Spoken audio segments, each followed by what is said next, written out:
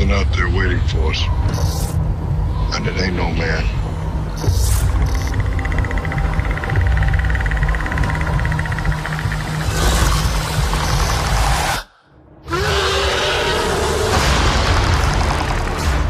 I was excited about telling a predator story in a different time. And it is this creature's first time to this planet. And there's great rootability watching someone who's made their own weapon and seeing how are they going to use those things to take down something with alloy and laser advantages. Action! This is the David and Goliath story. Cut! The very first Predator set the bar for all future franchise films.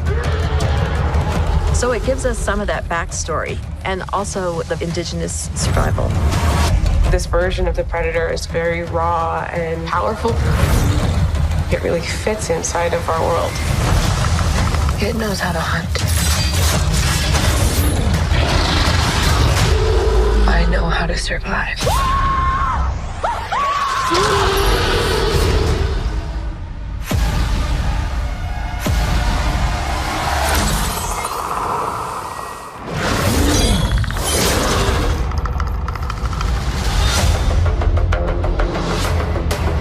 Prey is set in the 1700s, 300 years before the first movie. And it is this creature's first time on Earth trying to find the most worthy opponent. The Predator's hunting is just for sport. He's here to compete in a game, and he's here to win. We have him. No, he has us. This predator, he's very primal. He's going back to basics. He's coming for us. He's pretty fierce. He's always looking for a fight. But when he looks for his prey, he always goes after the alpha. He hunts with earlier versions of weapons we had seen before, like the net device. And there's the weapons that we haven't seen. The shield that unfurls, and then the cut clamp. This is going to be a fight to the end. To see who is the predator here. Who is the prey. There is no shortage of reasons that having a character like Naru be the action hero in a movie like this is an incredible feat and move. I think having an indigenous female action hero is historic, and I think it's an incredible thing that Dan and 20th Century did to have such a vote of confidence toward indigenous people and indigenous storytelling, to get behind having a figure like that people can hopefully look at and feel connected to or inspired by, and you know, also hopefully that is represented in a way that is, I think, grounded and human and relatable, and also very cool. I first auditioned for this film and for the role of Naru in February of 2020 was the first time that I ever met Dan. And then this film disappeared for a while and came back, and I never had any idea that it was a Predator film. I only knew that it was a movie about a young Comanche woman who wanted to be a hunter, and I thought that she was very interesting. I really connected with her for some reason, and I thought that the movie, you know, what little I knew about it, the concept was unique, and I'm a huge fan of Dan. I think I think the world of him and his ability as a filmmaker, and also a person. So all of those things were already enough for me. And then later I found out that it was a part of the Predator world. This being my first acting role, it kind of came about in a strange way.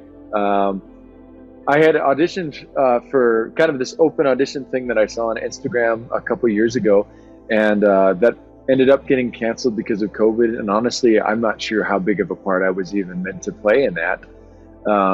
So I just kind of kept doing my thing. I was working a regular job and playing music at night and on the weekends, trying to do that. And then I got an email from this casting agent, this major casting agent, and she said, I want you to audition for the small part in this movie. And I said, oh, okay. And so I did, and I sent in a self-tape. And then I did a Zoom audition with Dan and Jane. And then I think I did another one. And then they flew me out to LA for this screen test with Amber and a couple other people that they were looking at. And it was at that point I started to realize this doesn't seem like a small part. I don't think they would fly me out if I, was playing some small role. Then Dan FaceTimes me a few weeks later, and wouldn't you know it, I got the part in a Predator movie. Naru is determined. She is stubborn. She's focused. She's the kind of person that the more you tell her no, the more she wants to prove yes. And she is instinctive, she has this idea of where she should be, or this feeling of being drawn to something, even though people are constantly telling her to do something else or go somewhere else. She has a feeling about where she really belongs and what she really should be doing. And I think the way that she follows her intuition and the way that she follows her instincts are unique and interesting and carry her through quite the journey. Taabe is a character that I really felt a camaraderie with, because he's this strong, tough warrior, but he has this kindness and this kind of goodness that radiates out of him, and that's something that I strive to try and have in my own life if I can. So being able to play this guy as my first character was kind of an honor for me, because that's something I want to bring to the world. Young boys out there, so many, they want to be strong, they want to be tough, but that doesn't mean that they have to get rid of their kindness and their goodness.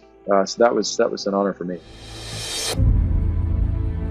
I am Lakota, Nakota, and Dakota, so those are all Plains tribes. So I do come from Plains people, and the Comanche people are also Plains people, though they are obviously a completely different, tribe than me and than I grew up in. But the cultures Comanche culture and my culture do share some similarities. So the process of learning about that was really special to me and unique to be able to show up to work, and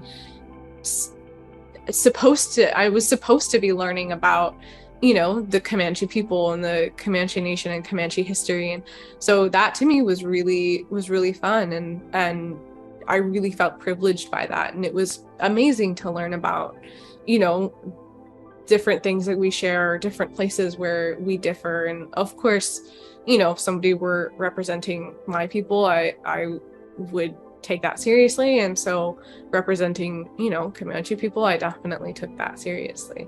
My background kind of growing up in the Southwest certainly kind of gave me a good foundation to kind of build Taabe upon. I kind of grew up with a mix of cultures, but it gave me a wide outlook, kind of a lot of things to take and put into this guy. He's not just one thing. He is emotionally diverse, and you get to see multiple different sides of Taabe throughout the movie, which was fun for me. You get to see him at his best. You get to see him under stress. You get to see him emotionally conflicted, talking to his sister. It was pretty special for me. A huge thing that made this film unique was how collaborative Dan is and how kind and grounded and open. I think he really put a huge effort into making an environment where everybody felt cared for and everybody felt comfortable and supported. And from the beginning, he was so open to, especially with culture stuff, but with anything, like hearing everybody and wanting to know, like, if you have any ideas of little culture things that can be incorporated, or this stuff or this thing, like just so open and so willing to learn and hear people. So I'm so grateful for that experience. One thing that I love about Dan is he's so easygoing.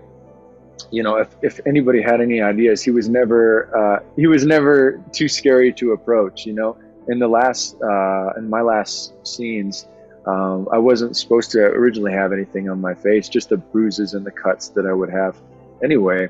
But you know, I was looking at the blood on myself and the blood all around me, and I was just thinking to Dan, to myself, I want to put something on Taabe to kind of get his groove back, you know, because he's just gone through this horrible experience. He's got to come back with some swag. So I went to Dan and I said, hey, can I take some blood and do something to kind of give Taabe a little bit of fierceness for this last bit? And he was all for it. So I give him all the credit. Thank you for listening to me, bud. There was not a day of this film that did not present challenges. So it's hard to say, it's hard to pick any one thing in particular that was most challenging about playing this role or making this movie. But I mean, the concept of the idea of not wanting to let anybody down, you know, this obviously takes place 1719 in the Comanche Nation, and I'm not Comanche, I am Lakota, Nakota, and Dakota. So I also come from Plains people, but you know, Comanches were incredible warriors and they were incredible hunters. So it was important to me to represent their people well and to do right by the Comanche people, on top of obviously just wanting to be skilled, and even working with somebody like Dan, you know, wanted to like never, you know, come in always prepared or always ready to do my best, or you know, face whatever physical challenge there was going to be. I mean, there's truly no shortage of things that made this movie unique. This being my first acting role, there was a lot of moments where I just kind of had to step back and go, wow, this is quite the production. You know, you don't realize how many people go into making a movie until you're sitting in the middle of it and you're watching so many people going by doing their jobs, and it just gives you an ultimate appreciation. And it's humbling for me, because I know that my part is only so much. You've got, you know, Grips setting things up just right for you. You've got, you know, the post-production guys, you know, who hold a lot of power in their hands to make you look really good or really bad. So you really appreciate those guys who don't really get seen in the movie. I know without those guys, we couldn't have done it. So I appreciate them. Why do you want to hunt? Because you all think that I can't. I saw a sign in the sky. I'm ready. Maui, Nita.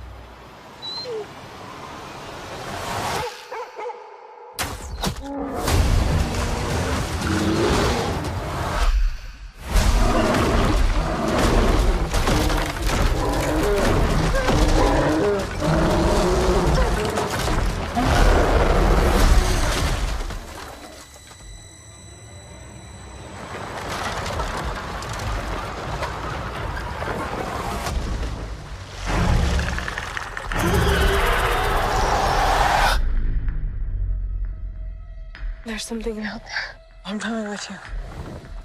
You can't. I'm trying to protect you. Protect me from what?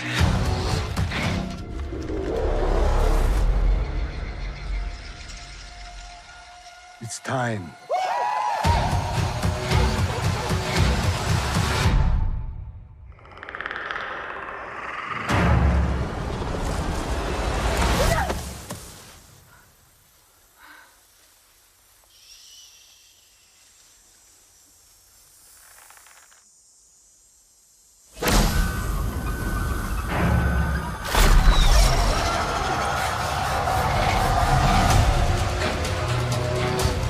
It knows how to hunt. I know how to survive.